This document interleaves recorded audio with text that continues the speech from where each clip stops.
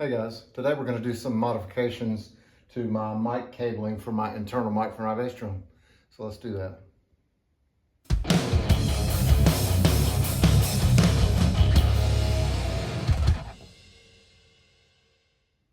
So this is going to be a really quick video, I think, because and what it deals with is I mounted a microphone on the inside of the bass drum, making my own little bracket that attaches to the lug screws. So it's in there. I also have this external one, but I think this one is better than the one I have in there. I want to move it to the inside. But the mod I want to do is really, I want some way to get the cable into the bass drum other than through this hole, because I always have the problem I have to lay it just so that it doesn't hit, the side of the hole. So I came up with the idea that what I'm going to do is I'm going to, I have a cable I'm going to cut, and I'm going to put a new XLR end on it. So I'm going to have it go through the vent hole, which I don't even really need to be unobstructed anyway, because I've got this one. But I'm going to, cut the end off of an XLR, fish it through there, put a new end on it, and then attach it. And then it'll come out of here and lay on the side of the bass drum. I want to make it, I'm going to measure, because I want to make it long enough where it's not dangling here. I don't want there to be stress on where I connect it to the XLR that goes to my interface. I'd like it where it's like kind of laying on the floor. So I'll just have to measure, make sure that I make it long enough. I'm thinking 5 feet, 5 to 6 feet, but we'll see. So first thing I'll have to do is get the cymbal off of here, get the front head off and everything, and then I'll take a measurement for that cable. And then we'll be over at the bench and I'll show you the soldering of the XLR end. Then I'll have to move the bass drum kind of over there to do that, because it's, it's going to have to be near my soldering station. Anyway, it'll all make sense in a minute. But next thing is we'll have the front head off and we'll be measuring. So that'll be the next scene. So while I was in here taking all this stuff apart, I realized this was another thing I would share with y'all, a little tip. Seems like always I'm a stickler for like getting my logo on my head straight. Like when the bass drum is standing up, I like that to be straight. And seems like when you're just eyeballing it and you put everything back together and you stand it up, it's like always, for me, it's always like I have to do it 2 or 3 times to get it rotated, clocked, in the right position. So what I did here this last time is most hoops, most of them have a seam that you can see. If they didn't, you could do like I did here with the piece of tape. But what I did was I used the seam, and before I had the mark, see, that's just with a Sharpie. I put a mark and then I put that tape. But before I had the mark or the tape, I set it up where it was perfect, so then I stood it up, made sure that everything is perfect. I probably even checked the Ludwig with a level. But once I made sure that it's perfect, see, I just take a Sharpie and make me a little mark that lines up, with the seam, and then cut a strip of tape. And, the tape doesn't, it's not going to mess up the finish. And then, the Sharpie, it doesn't matter. So from here on out, anytime I need to take the front head off to do anything, maintenance or head changes or muffling changes or mic changes, which it seems like I'm always having to do, I'll always be able to, I don't even have to think about getting that right. I can just put it back, slap it back together and put the lugs all on and it'll be perfect. So anyway, I thought I would just mention that too. Okay, I got the front head off.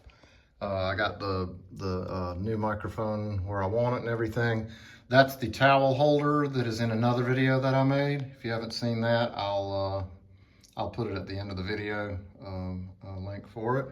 Also the bracket I made to hold the microphone stand in here, and I will also include that link.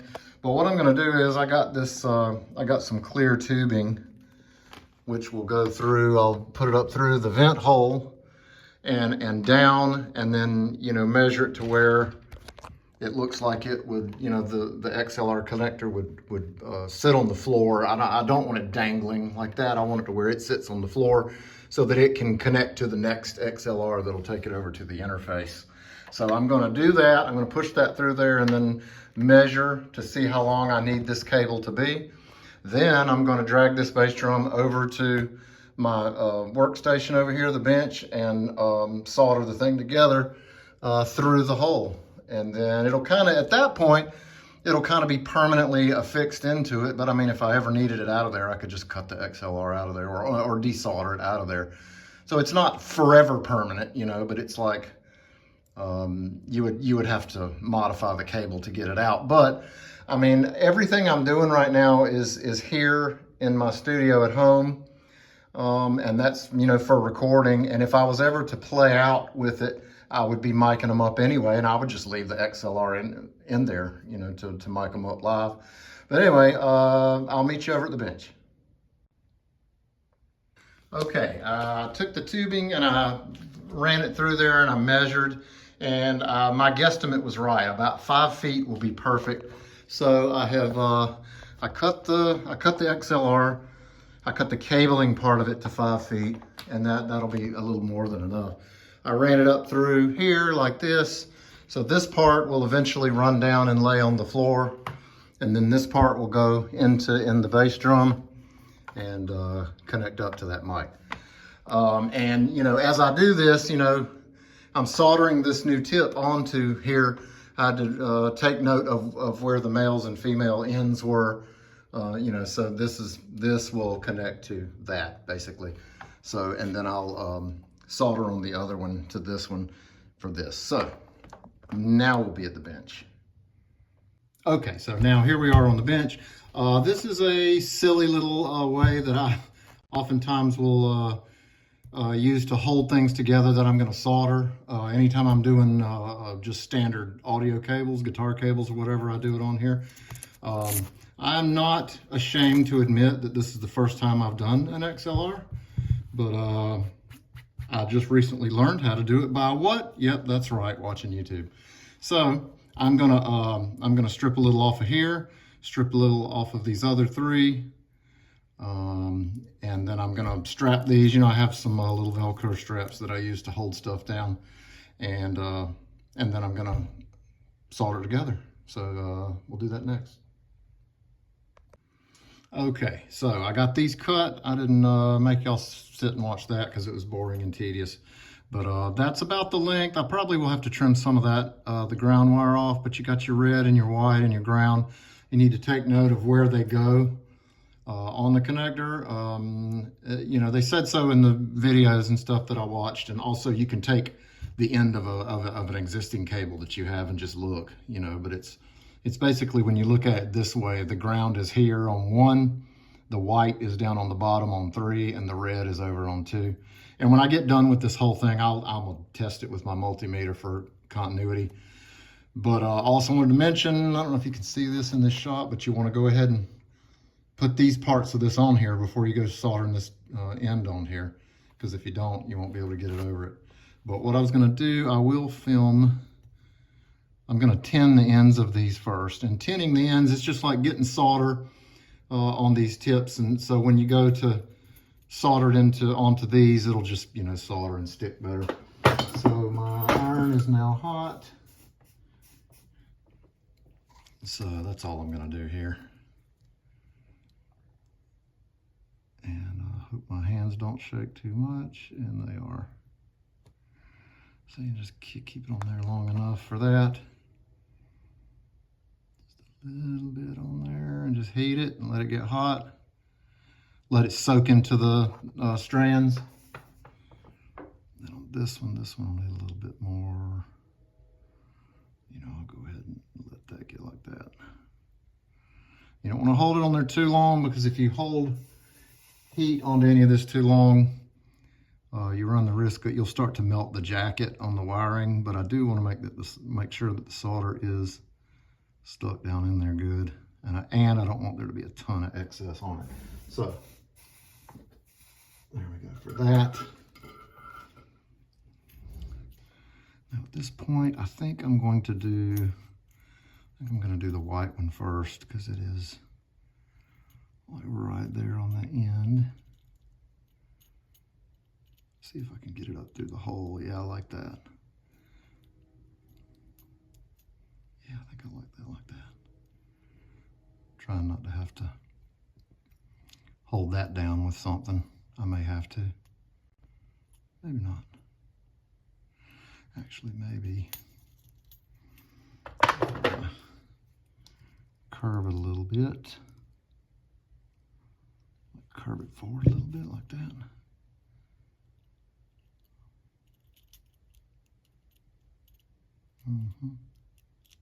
Yeah, like that.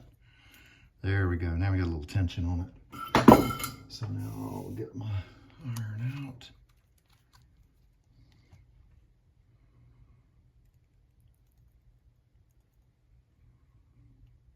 Okay, hold it on there, let go. Let it cool. Naturally, not blowing on it. I've heard that's bad. You want your solder joints to be shiny. Okay, so now with this one, I think I'm going to do the same thing. I'm going to put a little bit of a curve on that so that it'll kind of sit in there good. You know what, that one, I'm going to go ahead and push it all the way through and then cut off the excess off that back side. I think that's how I'm going to do that one. Then we will shove the ground into that other one. Well, you know what? That I don't like. Okay, there we go. There we go. Kind of at a weird angle here, but I think this will work. Let it soak up in there. Remove the heat. Let it cool on its own.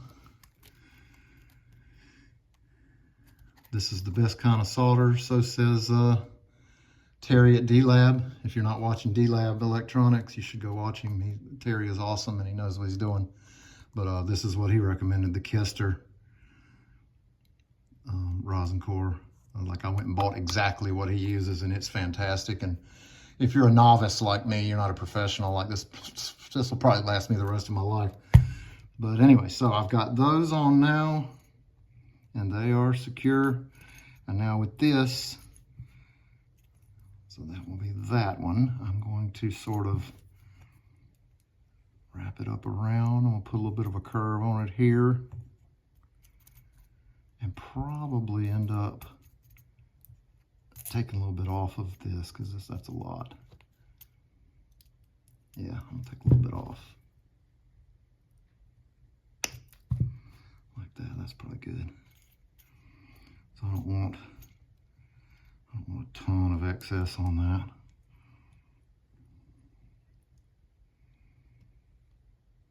Okay.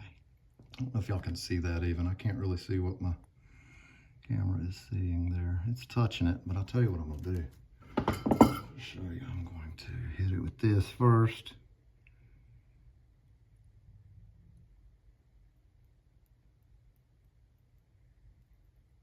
There. Okay, let it get in there, take the heat off of it. See, then what I'm gonna do, I'm gonna go back to it. Put a little heat on it, just make sure that metal is touching that metal. Sometimes I'll do that when I'm doing pots on guitars, like a ground on a pot, top of a pot. I'll hold the metal down with a flathead screwdriver. You know, just because you want the metal to be touching the metal. I mean, if the metal is not on the metal and just what's connecting it is just the solder, that's not a great solder joint, you know? So anyway, I don't think that any of that is going to be too close to anything else. I think that looks fine. I don't think that is a wire. I think that's a piece of the plastic. Okay, so I think that looks fine. I think once we put the tip on here, I think everything will work out great. So now we get this part and we will line this up with this.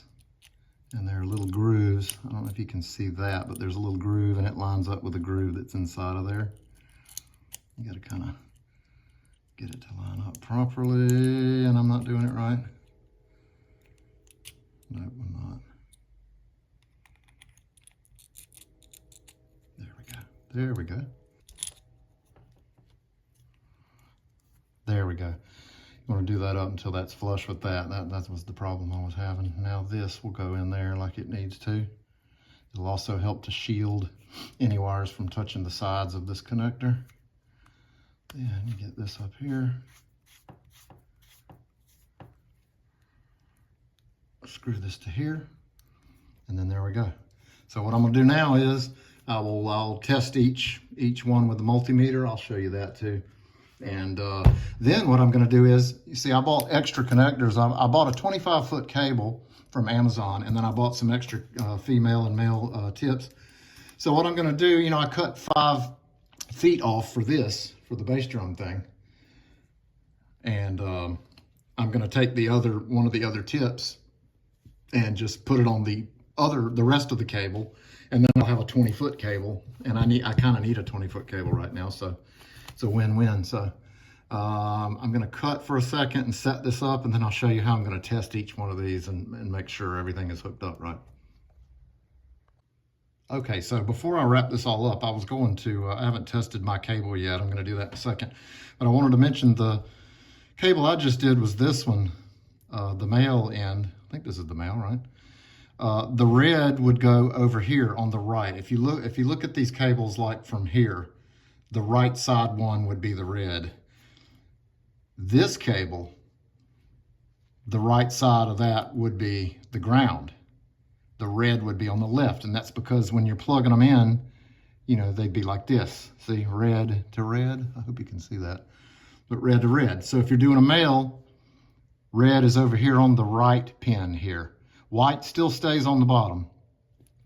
But on this one, the red would go over here to the left. White on the bottom, and then the ground over to the other side. You see that? So when you plug them in, your reds are with reds and your whites are with whites, okay? Just wanted to clarify that because I was about to mess up. Okay, took me a minute to set this up. So I've got my multimeter just set to continuity, so you know, if something is connected, it'll do that. What I have to keep in mind here is that, you know, the one on the left of this one is going to match up to the right one of this one. Nope, to this one. See what I'm saying? This is going to go with this one. So that works. Middle one should go to that one, and this one should go to the outer one. Now what I'll do is I'll start back at number 1, which is this, and I'm going to test the other ones. See? And they're not, and I'm going to test the tip, the casing. So I'm going to do the same thing with this one. I'll make sure it works. It does. And then I'm going to test these other 2 to make sure they're not shorting out, and then I'm going to test the housing. And then I will test the other one. Or is that the one? No, the outer one, yep. So I've got continuity. It's hard to hold. It works. And then test the other one and the other one and the housing, and it's good. So this cable is good. And I figured before I go ahead and put the head back on here and button everything up, this is what I ended up with, and this is what I wanted. I have the tip that goes into the mic, and it goes up and through the vent hole. Comes out the vent hole, lays down the side, and then connects to another XLR that goes over to my, you know, and it goes way over there and goes to my interface, way over there. But that way I won't have the issue of having to worry about the cord hitting the vent hole that I've cut on the head. And you won't see it coming out of there, so it'll look a little nicer too. So I'm gonna put the bass drum back together and then come back. Okay guys, well that's that. I got it all back together, put it back together. It comes out up here. It's connected to the mic in there. It comes out the vent hole. It comes right down here. I think you can see it, see? And connects to the cable that goes around and over to my interface. And the junction here lays on the floor just like I wanted it to, so there'd be like not a lot of strain on either end. It's just kind of laying there. So this turned out exactly like I wanted it to. As would be expected, I put the other cable end on the 20 feet left that I had of that 25-foot cable, and did it quickly and flawlessly, and that's the one I should have filmed, right? Not the one I struggled on, but anyway, it was a learning experience. I've never done an XLR cable. I've done hundreds and hundreds of like instrument cables. This only has one more connection, so it's just as easy. But same process, you do it, make sure everything's nice and clean, your work is clean, nothing's touching and shorting out. Test it at the end. and then you're good. One other thing I wanted to mention, and I meant to do it while this was up on its side, the thing I showed you earlier where you make a mark on the drum head and you line it up with the seam of a hoop, or you could put a piece of tape and then the piece of tape on the bottom of the drum, that thing I showed earlier. One other great advantage to that, doing that like that, is that when you claw these things down, when these claws go on here, I mean, they are going to, over time, they're going to put marks on the hoops. I mean, they just are. You can be as careful as you want to be. You can be as delicate as you want. But, you know, under these claws, there are marks where these claws have been. But if you do that, and I would recommend you do that system as soon as you get a new drum set. If you get a new set of drums, go ahead and do that system. You know, get your logo straight and then flip the drum up. Put you some kind of markings on there. Put one on the you know, with a Sharpie on the head. Put you some pieces of tape or whatever. And then every time you go to put this back, it'll line up perfectly, and the claws here will go exactly where they were. Because I promise you, under every one of these claws here, it's marked up at this point. So that's another advantage to doing that like that. But anyway, this solved a problem for me just because I didn't like the way the cable was. You know, I would get it and I'd have to just position it and dangle it just right where it didn't hit the edge of this vent hole. And sometimes I would look later and it had fallen down on it, you know, and I don't want it to damage the cable, and I don't want buzzing when I'm recording. I wouldn't want that to be buzzing or something. You never know. But anyway, I like the way it looks better. And so I figured I'd make a video on it and share it with y'all.